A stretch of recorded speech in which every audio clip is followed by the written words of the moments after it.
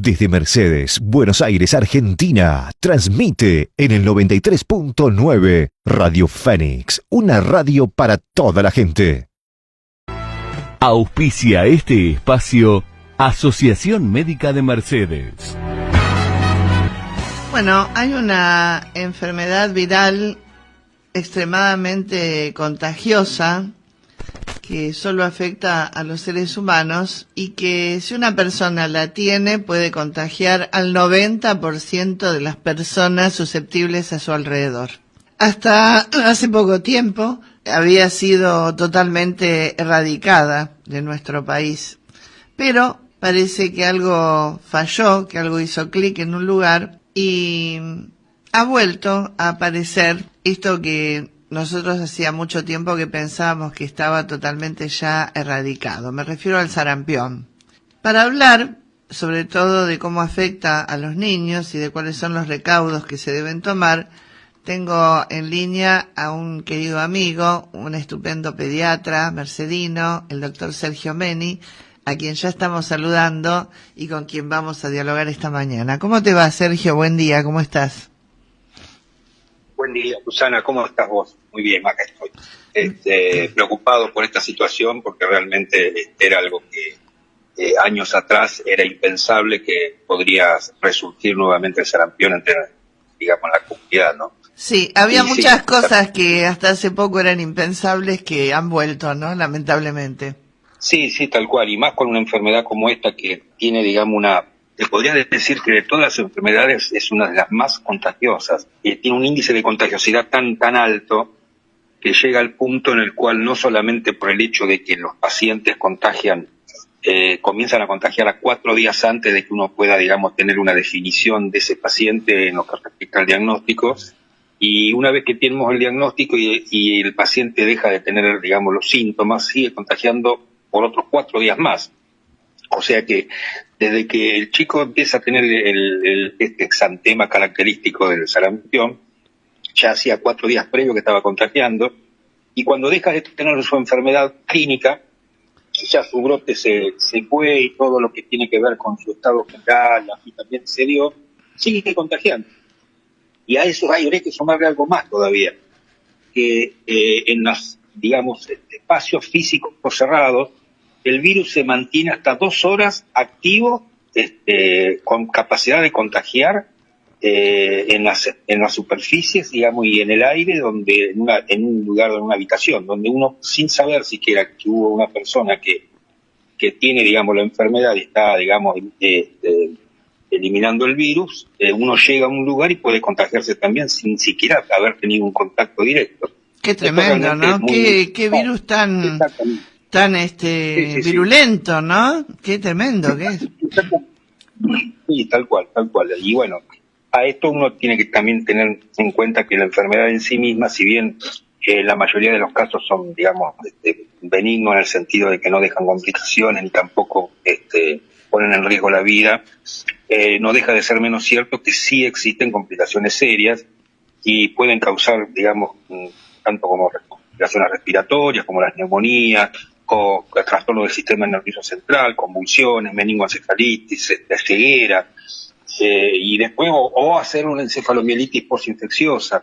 O sea que indudablemente, digamos, es una enfermedad que ha preocupado a toda la humanidad durante muchos años, y bueno, con la aparición de la vacuna antisarampionosa, digamos, estamos hablando de ya hace más de 40 años, 50 años atrás, se logró controlar a nivel mundial y bueno, pero ahora lamentablemente tenemos este informe epidemiológico y donde se confirmaron ya a principios de este mes 7 casos de sarampión en la ciudad de Cava, ciudad autónoma de Buenos Aires, y si tuviéramos que ver esto un poco en un contexto más amplio, estamos hablando de que alrededor entre, digamos, los casos que están denunciados en este año llegan a 268 casos en países como Argentina, desde Argentina hasta Canadá, pasando por México y Estados Unidos. ¿Y esto a qué se debe, digamos, Sergio? Esto se debe a esta, podríamos llamarla de un modo así raro, ¿no? A esta moda de que la gente no quiera vacunarse, que ha surgido fuertemente en los últimos años, de lo que ya nosotros hemos hablado en numerosas oportunidades cuando has venido acá al estudio, cuando nos hemos entrevistado, o a que los gobiernos no están repartiendo las cantidades necesarias de vacunas. ¿Cuál es la causa? Mira, yo creo que hay, digamos, de alguna manera no es una sola causa, porque si uno analiza la situación epidemiológica de cada país y en particular, es muy probable que uno se encuentre con situaciones, digamos, en donde lo que nosotros llamamos las oportunidades perdidas. Y esto se refiere al hecho de que cuando una familia lleva a su hijo a vacunar, va al vacunatorio, a veces se encuentra con situaciones donde o el vacunatorio está cerrado, o el vacunatorio no tiene la vacuna en ese momento y le dicen a la familia que vuelva a la semana para ser vacunado. Y esto es lo que nosotros llamamos oportunidades perdidas. A veces esa familia no puede volver al vacunatorio por miles de razones. Y eso hay que tenerlo en cuenta. Pero fundamentalmente te diría que hay una situación que se ha generado en estos últimos años y que justamente tiene que ver con lo que vos decías recién, que son justamente estas corrientes antivacunas que de alguna manera lo que han hecho es socavar lo que era el cumplimiento que existía hace muchos años atrás en lo que respecta al plan de vacunación. El plan de vacunación que existe en Argentina es prácticamente el mismo plan de vacunación que existe en el resto de los países. De hecho, nosotros tenemos un plan de vacunación realmente muy bueno.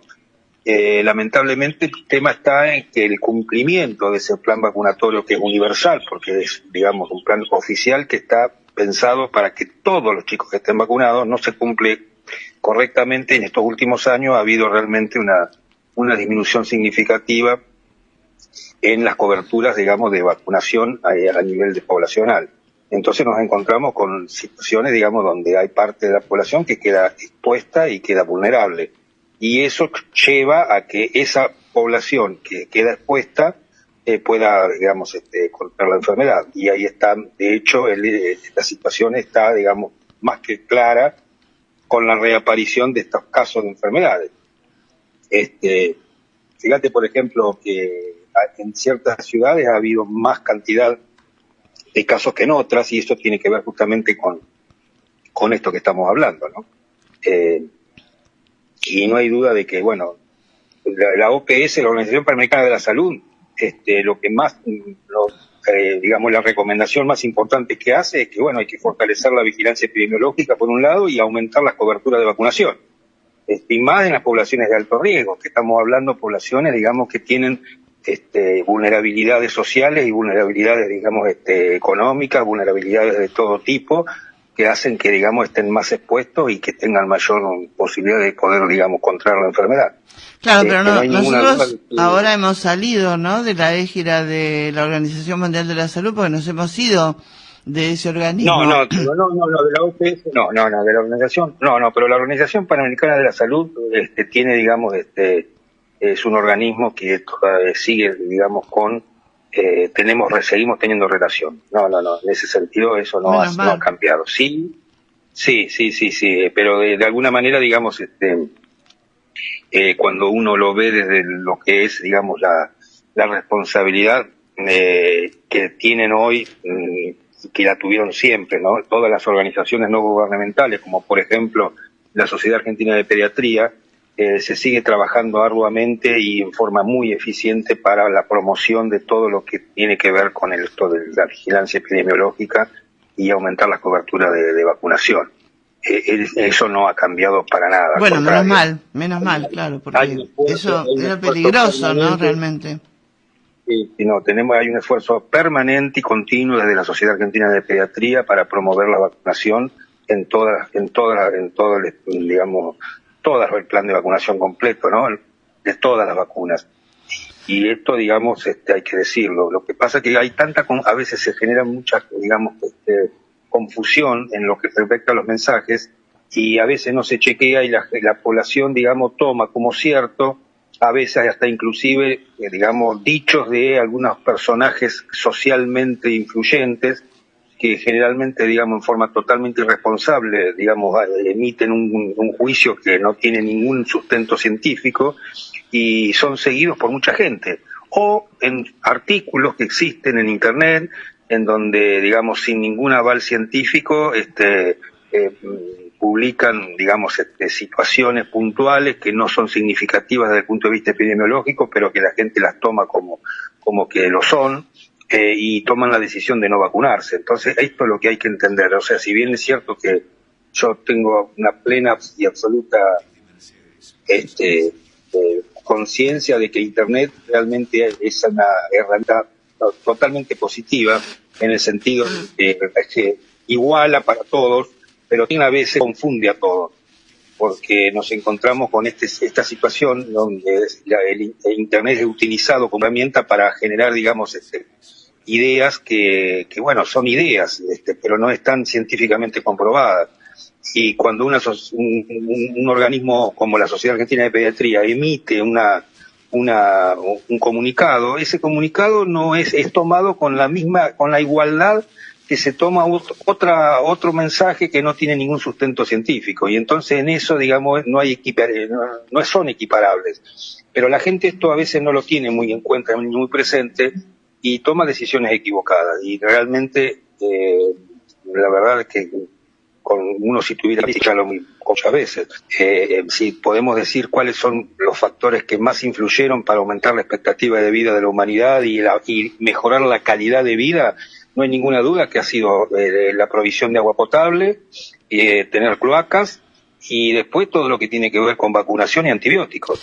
Bueno, fíjate que hoy justamente se cumple un aniversario en el año 1953, cuando el doctor Jonas Salk anuncia su nueva vacuna contra la polio, ¿no? Que fue otra cuestión providencial, porque cuánta gente moría o quedaba lisiada con el tema de la polio, ¿no? Que era un verdadero azote, lo fue para la humanidad en general, ¿no? O sea que qué gran médico ¿no? Y el doctor Sabin después, con esas gotitas, ¿no? Que se le dan a los bebés recién nacidos. Yo digo, qué importante eso, porque se erradicó prácticamente en forma total en el mundo.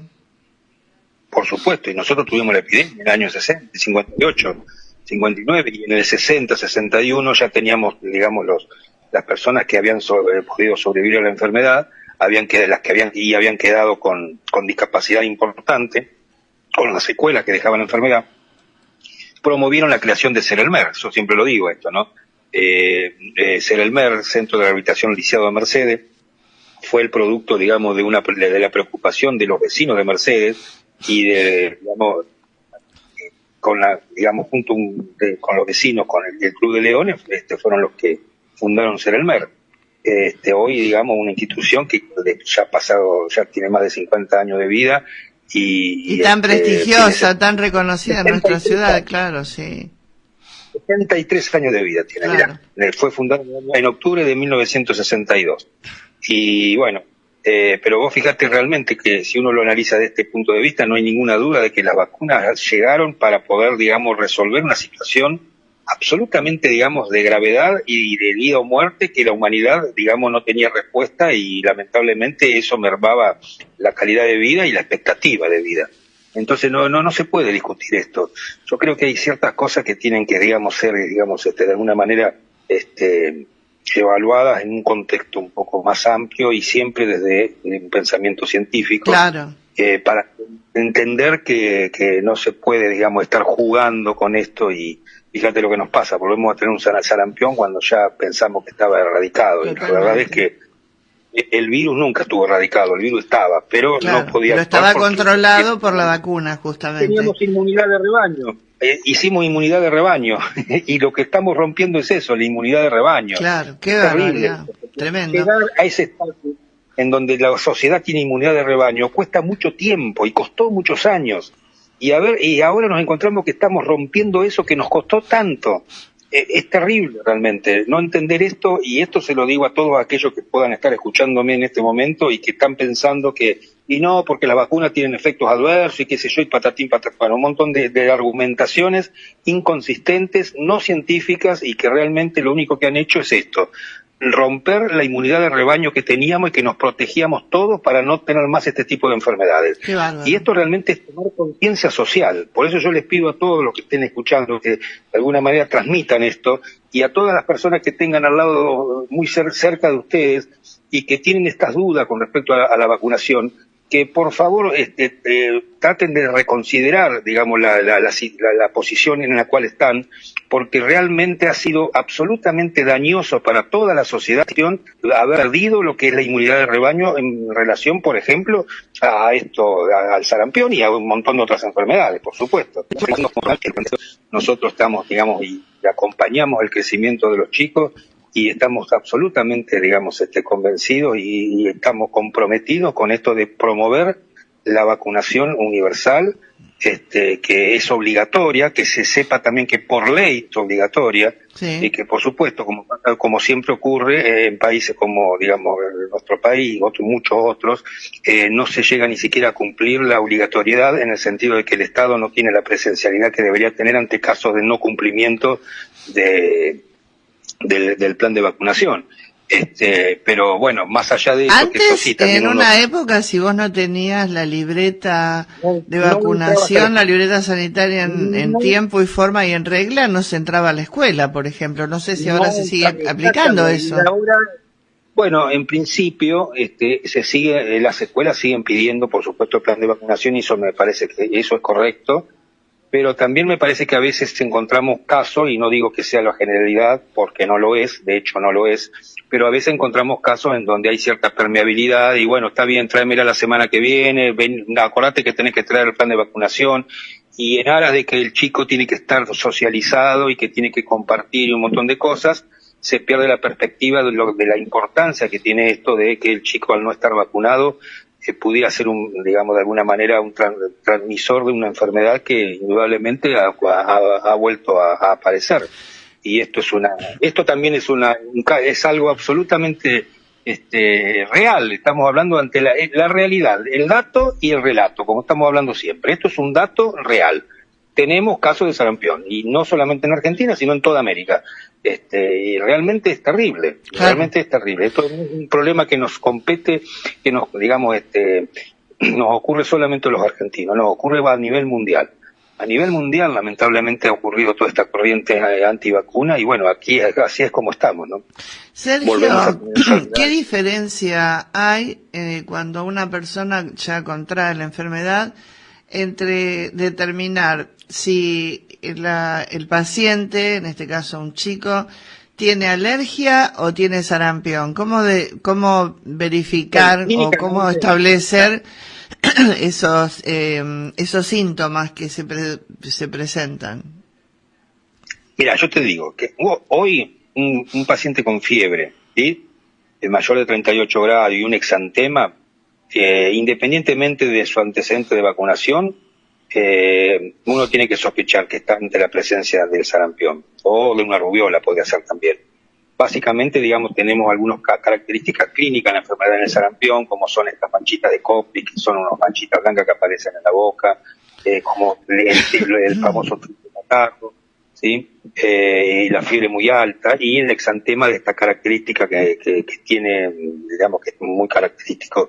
Pero si tenemos que confirmar el caso, indudablemente necesitamos hacer una PCR, que es un estudio que se hace para sarampión y rubiola. Se puede detectar, digamos, rápidamente.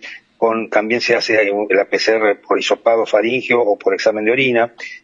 O también se pueden, digamos, hacer, digamos, un estudio ya de sangre, también donde uno estudia los anticuerpos de tipo IgM antisarampionosos para confirmar el caso. Y ante ese caso, digamos, y ante el caso sospechoso, básicamente, y esto sí es muy importante, el paciente tiene que estar aislado en un aislamiento respiratorio por lo menos hasta los 7 días siguientes al principio, al momento que comenzó el exantema. Desde ese momento tiene que estar 7 días en aislamiento respiratorio, y hay que colocarle un barbijo.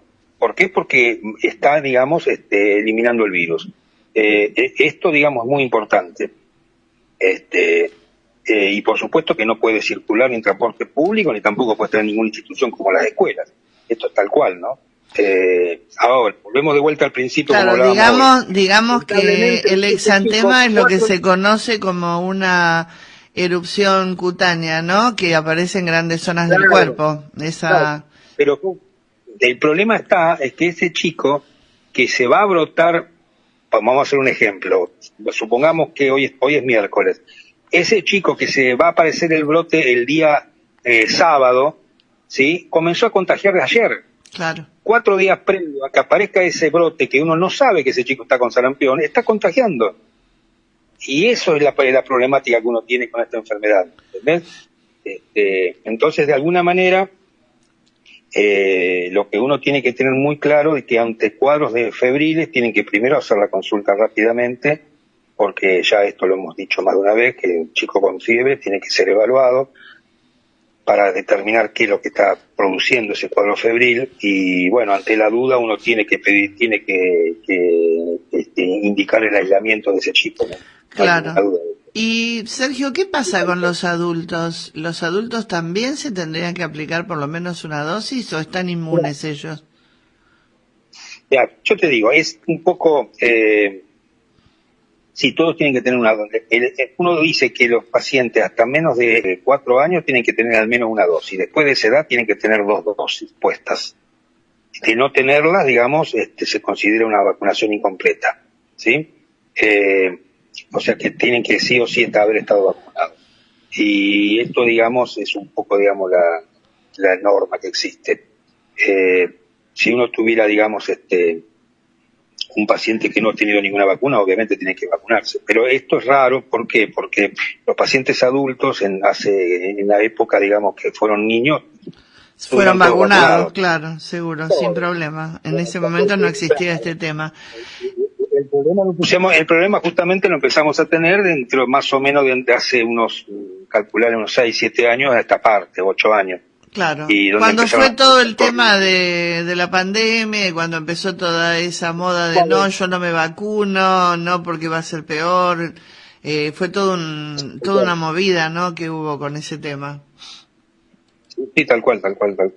Por eso volvemos a insistir, volvemos a reafirmar esto y a pedirles a todos que de alguna manera si los que conozcan personas que tienen esta postura de no vacunación, que por favor lo llamen a la reflexión y que entiendan que no se puede no vacunar a los chicos, y de hecho hay familias que deciden no vacunarlos, y esto lo estamos viendo, yo lo he visto en mi consultorio esto, y bueno, obviamente uno tiene que dar información para que esa gente tome de las mejores decisiones, y la información que uno tiene que dar es darle la información que uno considera que es válida. Y bueno, pues como profesional de la salud yo lo que puedo decir es que tenemos, digamos, elementos para determinar qué información es válida y cuál no. Y básicamente se tiene que ver con esto. Cuando una familia, perdón que te haga este tema, te pregunte esto, pero cuando una familia decide no vacunar, ¿no hay que denunciarlo eso al Ministerio de Salud? Nosotros, digamos, tenemos las herramientas que se tienen y se mantienen actualmente, justamente la libreta sanitaria incompleta en lo que respecta a los controles de salud y a los estados de la vacunación, tienen que ser denunciados. O sea, en el sentido de que, por ejemplo, cuando ingresan el ingreso escolar, es lo que define claramente el hecho de que ese chico, al no tener completo el plan de vacunación y tampoco los controles, y ese chico tiene que hacerlo, y las autoridades tienen que intervenir en ese caso. Claro. De hecho, nos encontramos con situaciones sociales de vulnerabilidad, como por ejemplo chicos que han sido abandonados o que digamos no tienen cuidadores responsables, y que el Estado se hace cargo. Pero bueno, son casos muy extremos esos. Sí, pero como para que también la gente que está al cargo de los chicos sepa de qué manera tiene que obrar, porque bueno, lamentablemente yo conozco gente que incluso ha venido acá a Mercedes a dar conferencias acerca del tema de trabajar en contra de las vacunas, que a mí me han llegado avisos que yo por supuesto me he negado de plano a promocionarlo. Vos sabés que acá se promociona todo lo de salud, todo lo de cultura, pero hay límites, ¿no? Y yo me negué a promocionarlo porque yo soy pro vacuna. Creo que la vacuna justamente ha salvado a muchísima gente, ¿no? Así que estoy en total desacuerdo con este tema de no vacunar, de que la gente no se vacune. ¿Qué pasa con el tema de la vacuna contra la gripe? ¿Los chicos se la tienen que aplicar o solamente es patrimonio de los grandes? No, los mayores de 6 meses hasta los 2 años se tienen que vacunar. Mayores de 2 años con enfermedades concomitantes, o sea, digamos de vulnerabilidad, como pueden ser pacientes asmáticos graves, inmunodeprimidos, inmunosuprimidos, personas que tienen vulnerabilidad en su salud, también se tienen que vacunar. Y después de los 65 años se tienen que vacunar todos. La población desde los 2 años hasta los 65 años, la vacunación de la gripe es opcional. No obstante eso, digamos, nosotros la promovemos igual, pero no se encuentra dentro de lo que sería el plano obligatorio de vacunación. Sí, los chicos menores de 2 años y todas las personas que tengan alguna vulnerabilidad también. Y por supuesto, todos los que quieran vacunarse, que de hecho, fíjate vos qué cosa paradójica, ¿no? Con esto de la gripe, muchísima gente sana, que tiene una edad que comprendida entre los 2 y los 65 años, se vacunan. Aunque van y se compran la vacuna y se vacunan. Y eso, digamos, lo que ayuda, digamos, a que si tienen la enfermedad la tengan de una manera mucho más leve. Y es muy importante esto. Pero, digamos, epidemiológicamente y científicamente está, digamos, de alguna manera, las observaciones que hasta el día de hoy se tienen, es que la gripe en sí mismo, a las personas jóvenes y adultos jóvenes, no les ocasiona más que el malestar que produce la gripe por los días de enfermedad que tenés y nada más, sin ninguna otra consecuencia. Y también la información que hoy se cuenta científica es que los pacientes adultos mayores que contraen la gripe tienen mucho riesgo de sí tener una enfermedad grave que puede, digamos, traer una riesgo de vida, por eso se vacunan y está el plan de vacunación. Así que fíjate vos qué paradójico. Especialmente con el virus de la gripe pareciera como que hay una tendencia que, no, pues yo me quiero vacunar también porque bueno, y por supuesto que hay otros que no lo quieren hacer, como siempre, ¿no? Claro. Pero la recomendación es esa.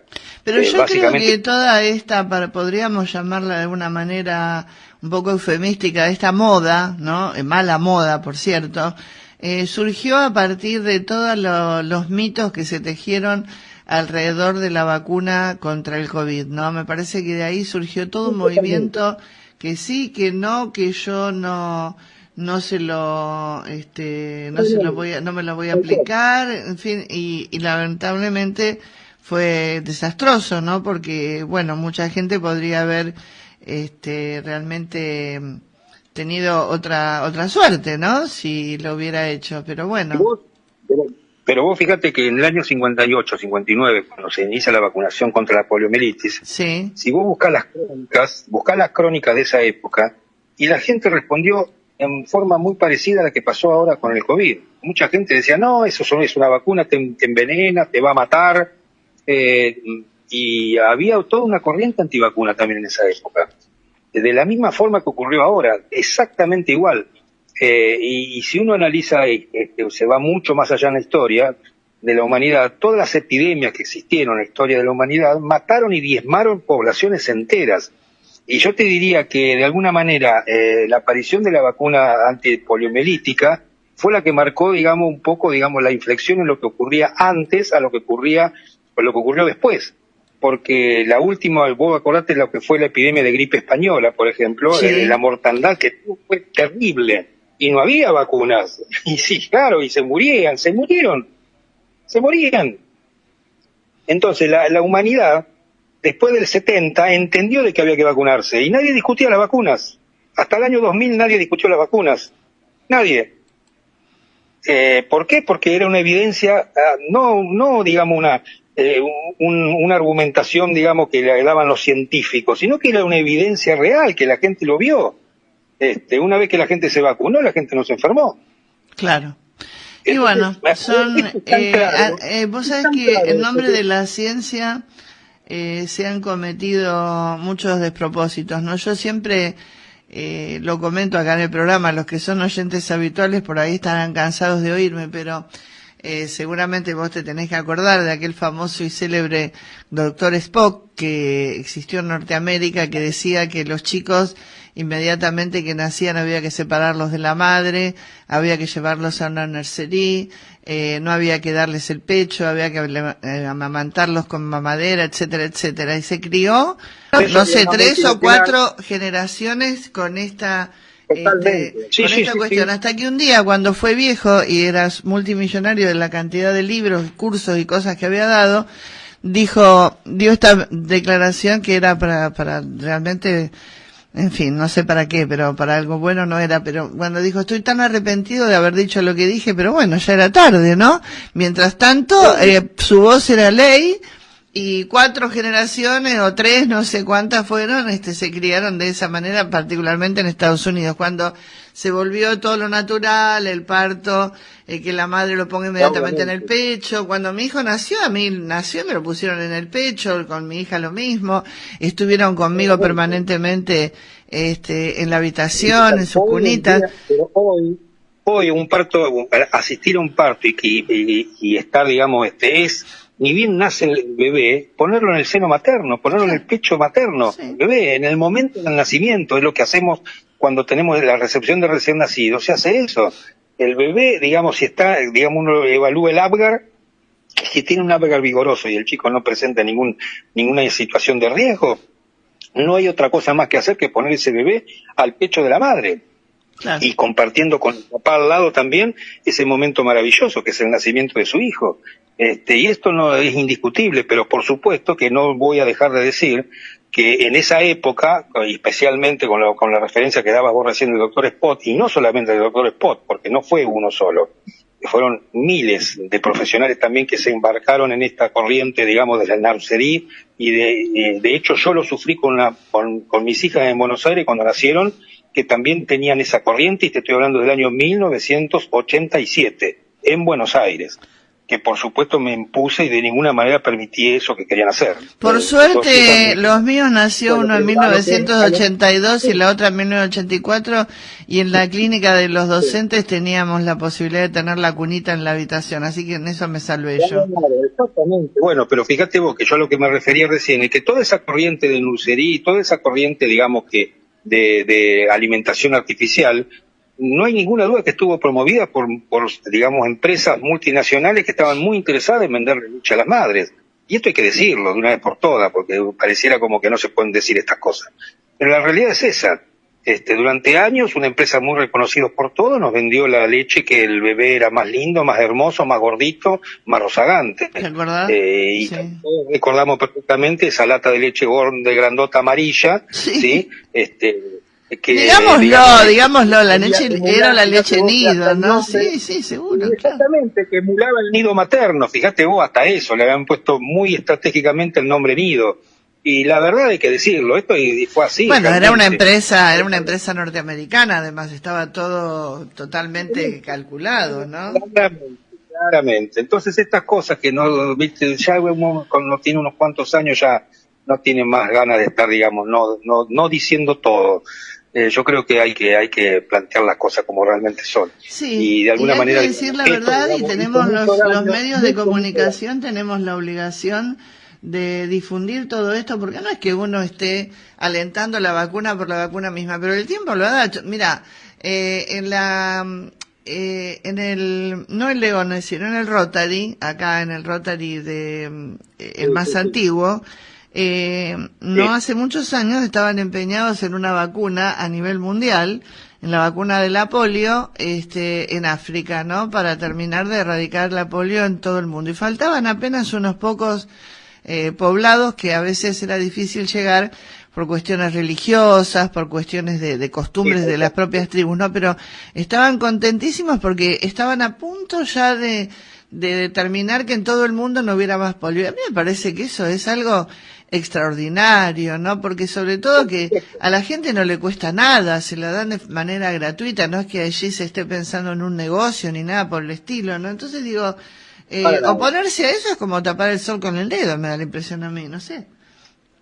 Exactamente, tal cual, sí, sí, tal cual. Por eso, y bueno, vos fíjate, por ejemplo, que la lactancia materna exclusiva, que la que venimos promoviendo de hace tantos años, ha sido tan vapuleada y tan discutida sin ningún fundamento, y bueno, no hay ninguna duda de que hoy es indiscutible que un bebé tiene que, digamos, la mejor alimentación que puede recibir es lactancia materna exclusiva hasta los 6 meses.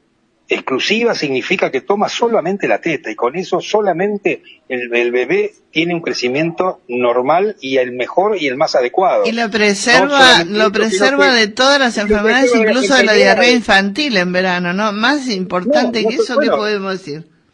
pero escúchame, no solamente de eso, porque vos fíjate que los bebés hasta los 6 meses no tienen sarampión, si que estamos hablando de sarampión. ¿Por qué? Porque reciben los anticuerpos de la madre mientras están tomando la teta exclusivamente. Claro. Los primeros casos de sarampión se han visto en bebés de 8 meses para arriba de edad, y antes de esa edad no. Entonces, viste, ciertas cosas que hay que decirlas, viste, la lactancia materna es la primera vacunación que recibe el hijo. El bebé, cuando toma el calostro de la madre esos primeros días, que la lechita es media aguadita, como dice la gente, y que no es así, porque la única consideración que se puede decir es que tiene un menor contenido de grasa, por eso no tiene el color blanco que conocemos de la leche, pero es una leche altamente nutritiva. El calostro es altamente nutritivo, exactamente igual que la leche cuando ya está con el contenido de grasa completo y tiene el color blanco. Hasta eso se ha dicho, no, la leche está muy aguadita, no le sirve al bebé, vamos a darle esta leche amarillita que nos venden, que es mejor. Y es un desastre eso, y eso ha creado en la gente la idea de que si la leche el primer día, el segundo día no es blanca, quiere decir que está mal, esa leche usted, el pecho suyo no le sirve. Hasta esas cosas se han escuchado, Sí, es terrible, es sí, realmente sí. terrible.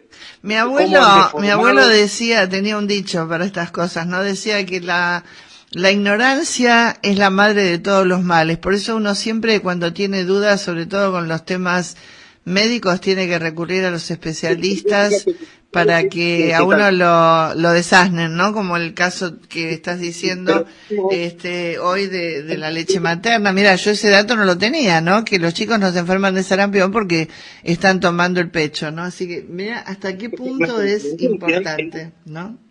Claro, no solamente de sarampión, recibe absolutamente todos los anticuerpos que la madre tiene de tipo IgG y los recibe, que son los anticuerpos que esa madre durante todo el transcurso de su vida generó ante la exposición que ella tuvo desde chiquita hasta la edad adulta, ante la cantidad de virus, bacterias, lo que sea que haya estado en contacto y las vacunaciones que recibió también. Todo eso se lo transmite al bebé a través de la lactancia materna. Ahora vos fíjate, yo te voy a decir algo que voy a ir un poquito más allá. Y estoy de acuerdo con lo que vos decís. La ignorancia lamentablemente hace, digamos, que la población y la gente más vulnerable tenga lamentablemente que sufrir un montón de consecuencias por estos malos mensajes. Pero no todo es ignorancia, porque hay muchas de estas personas que no son ignorantes y a sabienda algunas de ellas de todo esto, insisten lo mismo en estas, digamos, posturas antivacunas. Y ahí realmente ya no diría que son ignorantes, yo diría que tienen una actitud realmente muy, digamos, muy responsable, mejor dicho, muy irresponsable socialmente, pero con la responsabilidad que les compete por emitir mensajes que son realmente sin ningún sustento científico. Y no lo pueden sostener, porque cuando uno los confronta no tienen argumentación válida, pero sí la tienen para aquellas personas que no tienen la manera de confrontarlo. Y esto realmente es muy terrible, ¿me entendés? La verdad que eso es muy, muy, muy complicado, ¿me entendés? Ya lo creo. A mí me parece que hay que tener, digamos, muy claro esto también. Y bueno, si no, hay que hacer campañas de concientización para que la gente, tal vez ahora con esto, lamentable, ¿no? Que tenga que suceder esto para que algunos revean situaciones, pero tal vez con estas apariciones de enfermedades antiguas que se pensaba totalmente erradicadas, alguno tome conciencia de que lo que está haciendo es un negacionismo absurdo, que no tiene razón de ser, y que lo único que hace es complicarle la vida a la gente y la salud, que es lo más importante, ¿verdad? Sí, tal cual. La verdad que sí. Bueno, Sergio, es terrible. Te agradezco mucho, como siempre muy claro todo lo tuyo, después lo vamos a publicar en el Facebook y en el canal de YouTube de la radio para que la gente pueda escucharte. Yo siempre te agradezco tanto porque vos sos muy didáctico cuando explicás. A veces los médicos hablan en un lenguaje un poco técnico, pero vos lo bajás a nuestro entendimiento neófito de que no estamos en la materia, y eso hace que, bueno, seas muy didáctico y que todo el mundo pueda entender con claridad lo que estás explicando. Bueno, gracias, muchas gracias. Y bueno, los que tengan dudas que lo hagan a través de las preguntas que quieran hacer. Si quieres tener un canal de comunicación, no hay ningún problema. Estoy dispuesto a contestar todas las preguntas. Dejamos tu número de teléfono por si te quieren llamar para hacerte alguna consulta. Démoslo. Mira, ¿sabés qué preferiría? Porque lo que tengo vos me digas. muy complicado. Sí. Mejor, digamos, darles el sergiomeni@gmail.com. Ajá, perfecto. Para que te puedan trasladar allí las preguntas que vos quieras. Muy bien. Bárbaro. Bárbaro. Muy y bien, si no, nos pueden mandar también algún mensaje a nuestro WhatsApp y nosotros, por supuesto, te lo vamos a transmitir. No, por supuesto que sí. Vos sabés bien que tenés un canal abierto permanente. Seguro. Para, digamos, cosas que yo creo, como vos decís, me parece muy importante tener presencialidad en la sociedad ante estas situaciones que requieren, digamos, realmente de aclarar de una vez por todas este tipo de situaciones que ya no tendrían que ser motivo de discusión. Lamentablemente lo son, pero deberían dejar de serlo lo antes posible para que la población de una vez por todas tenga, digamos, una postura ante estas situaciones, que sería, digamos, lo más conveniente para que todos podamos tener una mejor calidad de vida y una mayor expectativa de vida. Seguro. Así y un recuerdo hoy en este día a un gran científico como fue el doctor Jonas Salk, que un día como hoy, mirá vos, justamente en 1953 anunciaba su nueva vacuna contra la polio que tantas vidas ha venido salvando desde aquella época. Así que un recuerdo para él también. Te mando un beso. Bueno, un beso para vos, para Marcelo y para toda tu audiencia. Un saludo afectuoso y bueno, cuando quieras volvemos.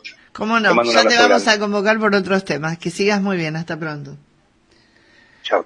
Hasta luego. Estuvo con nosotros el doctor Sergio Meni, pediatra, que estuvo comentándonos acerca de los problemas del sarampión, cómo solucionarlos, cómo descubrir también la sintomatología, y recuerden, sumamente contagioso, así que muchísimo cuidado, muchísima atención con esto. Vacunen a los chicos si no tienen todas las dosis y piensen que con eso los están ayudando a ellos y a su comunidad. Ya volvemos. Auspició este espacio Asociación Médica de Mercedes.